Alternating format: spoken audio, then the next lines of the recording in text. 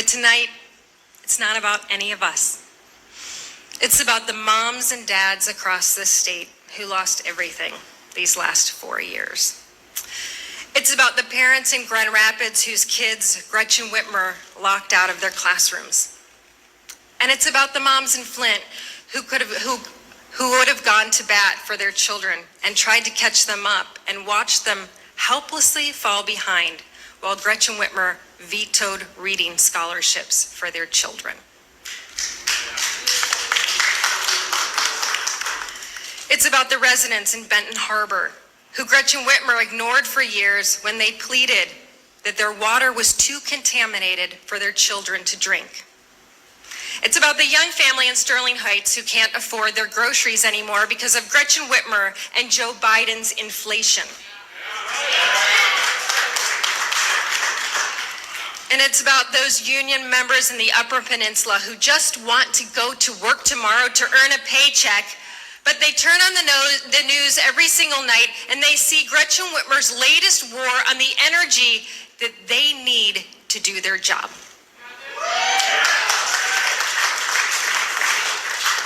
It's about every person from Traverse City to Monroe, from Alpena to St. Joe, who filled up the gas tank this morning and wondered how they're going to pay the rest of their bills by the end of the week. The truth is, this upcoming campaign, the next 4 years, they're not about Gretchen Whitmer, and they're not about Tudor Dixon. They're about all of you. They're about how together we can rebuild our state. Tonight, I am so grateful for your support.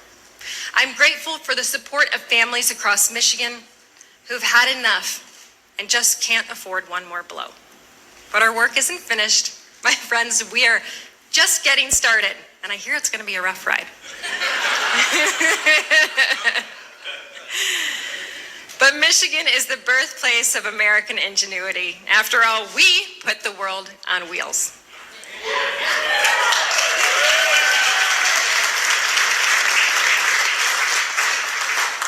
We are the workers, the dreamers, the doers, but things have started to change, and it's not for the good. I've watched as our state, our people have lost their jobs, their life savings, and their promised futures. I've talked to countless people who feel less safe in their communities and whose kids were locked out of their classrooms. It's unacceptable. And frankly, Michigan, we deserve better.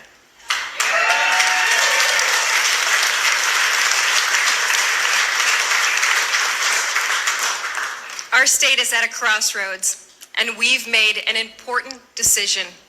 We need to know who we want to be, and I think the people in this room know. The battle lines in this race couldn't be any clearer. This is going to be an epic battle between a conservative businesswoman and mother and a far-left birthing parent and career politician.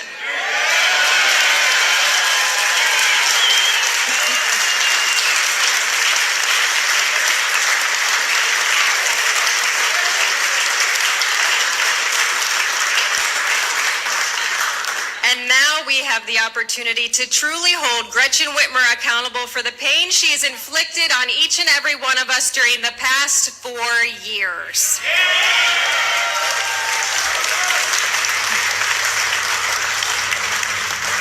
This is personal for me, and I know it's personal for you too. These aren't policy disagreements. These aren't just silly old battles in Lansing. This has been our lives, our livelihoods, our families, our careers, our businesses, and our children, and you don't mess with the children.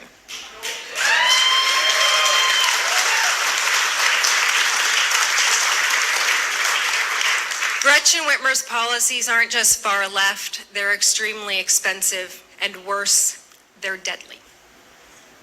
They're destroying our children. When she locked the doors to every school in the state, she set up an entire generation of students for failure. We're still only beginning to understand the academic and emotional damage Whitmer's lockdowns did to our children.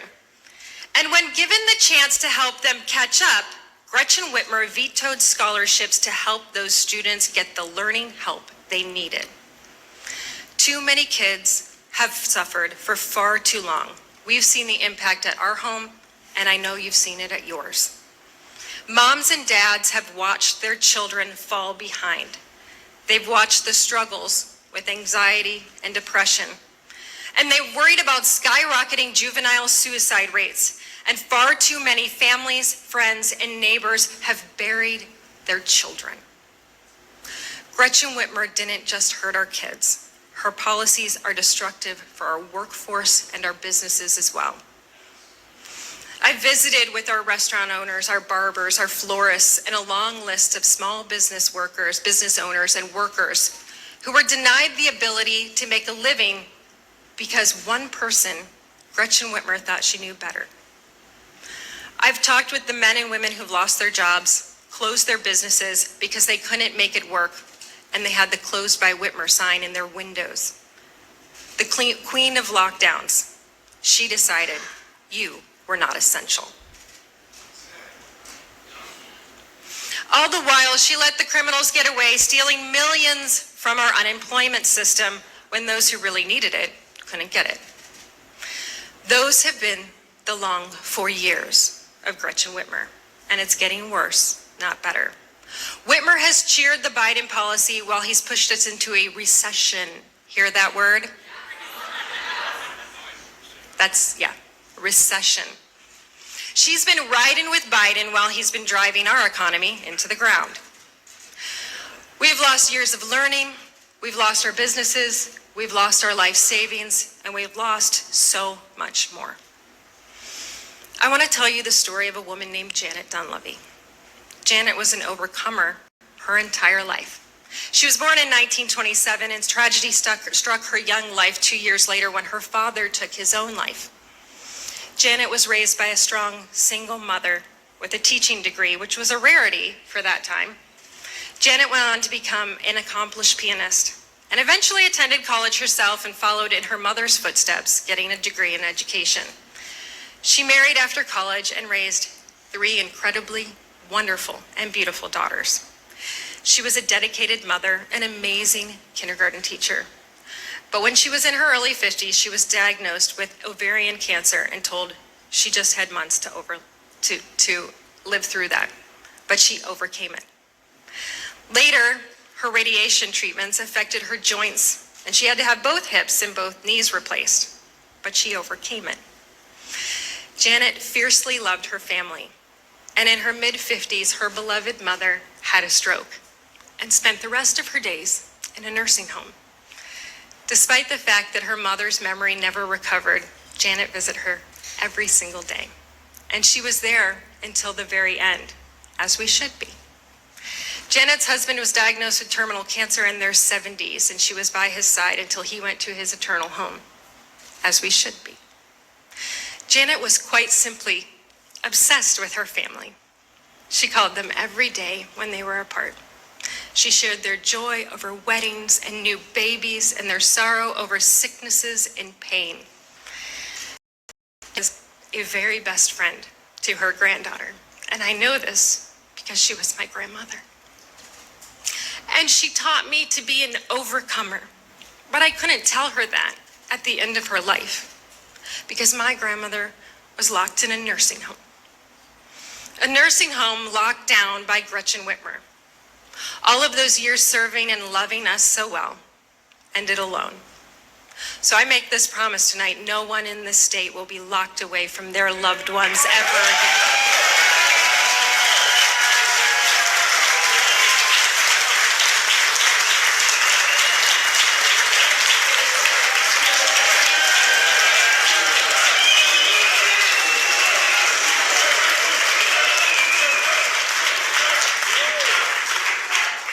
We have all suffered because Gretchen Whitmer's policies stopped us from doing what the people of Michigan do best, from providing for our families, strengthening our communities, working hard, and every day working to make Michigan the best place in the world to live.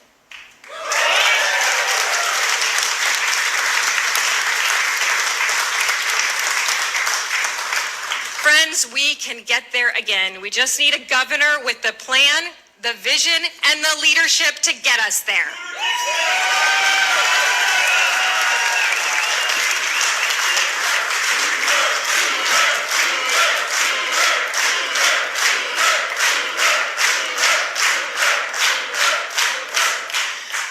Mine is a vision of a family-friendly Michigan with good careers, better schools, safe communities, and roads you can actually drive on.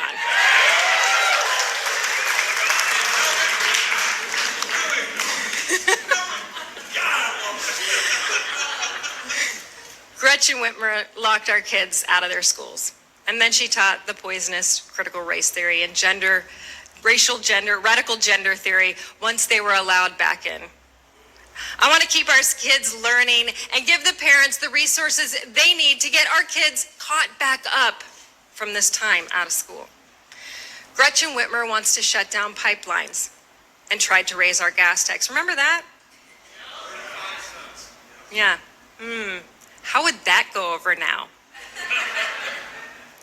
I mean, it is an election year, don't forget. I think you should be able to fill the tank without skipping a meal. Gretchen Whitmer thinks you'll forget she failed spectacularly and didn't fix the, what was it? Yeah, roads. That's right. I think you shouldn't have to dodge a pothole every single day. I've now had multiple flat tires, which my mother completely reminds me of every single day, and one cracked wheel. How does that happen? And when I went, they actually said, "You're the third cracked wheel this month. It's the potholes." I'm like, I'm using that. Gretchen Whitmer embraces the spirit of defund the police. And now Michigan is experiencing an increase in violent crime at double the national average. I think we should be able to walk the streets of our cities without fearing for our safety.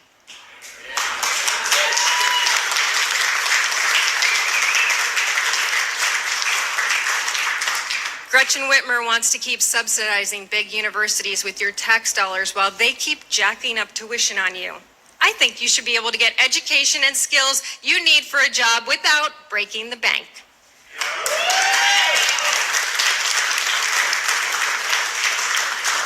Speaking of breaking the bank, Gretchen Whitmer's driven grocery prices through the roof. Bacon's up 25%. I mean, come on. Bacon? Everybody loves bacon. Don't even get me started on milk. We all love milk too. And that's just for groceries you can actually find on the shelf. I don't know if you've heard this story about baby formula. Some of those folks back there might want to cover it because we still can't get it. I'm like, oh, who needs baby formulas? Yeah, a lot of families. That's a family thing. Family first. Michigan, Whitmer doesn't get it. The truth is, she doesn't care. Instead of tackling inflation, Gretchen Whitmer is talking about anything but. Like President Biden, she's pretending no one will notice they've created, that word again, recession. If we pretend like there isn't one, maybe people won't notice. That's a hard thing to hide. But I know we can get our state back on track. That's not how we'll leave it better for our kids. That's not how we'll get from the bottom to the top 10, but we can. I'm under no illusion that it will be easy, and I'm going to need each and every one of you to keep after it, to keep fighting for this state that we love so much.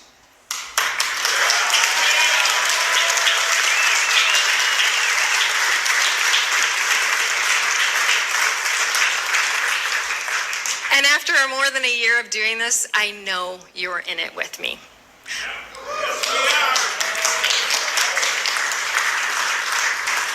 I know a little something about tough battles. This primary was a little tough. I know it's not, don't get me wrong, I know what I'm going into. So I know that it's going to be tough, but I know what fighting and beating breast cancer was. That was tough. Running and growing a Michigan-based steel company as a woman, that was tough. Watching my Nana be locked away in a nursing home to die alone, that was tough. But as the saying goes, when the times get tough, the tough get going.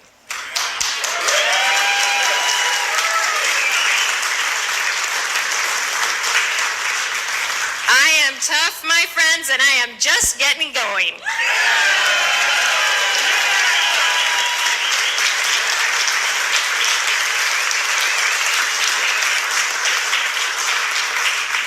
I know one thing, it's that all of you people are pretty darn tough too. So now it's time, my fellow citizens. I want to make this a better state. And if we want a better state, we need a better governor. And tonight, I ask you to continue that discussion with me.